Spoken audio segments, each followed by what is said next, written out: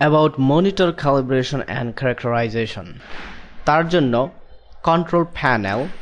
আপনার যে মনিটর ড্রাইভারটি থাকবে সেই মনিটর ড্রাইভার এর কালার কারেকশনটি এখান থেকে পরিবর্তন করে ব্যবহার করতে হবে যদি গ্রামা অথবা ব্রাইটনেস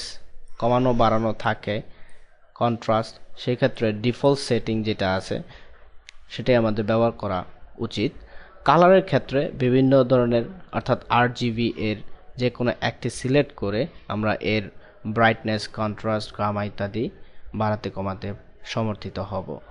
যদি অল সিলেক্ট করা থাকে তাহলে সবগুলো একই সময়ে একই টাইমে কন্ট্রাস্ট বৃদ্ধি ব্রাইটনেস বৃদ্ধি অথবা কমানো এবং গামা ব্যবহার করা যেতে পারে ডিফল্ট সেটিংটি আমাদের অ্যাকচুয়ালি সুইটেবল যদি আপনার প্রয়োজন অনুযায়ী কালার প্রোফাইল মনিটরের জন্য সেট আপ করতে চান সেক্ষেত্রে পরিবর্তন করে স্কিম অপশনস থেকে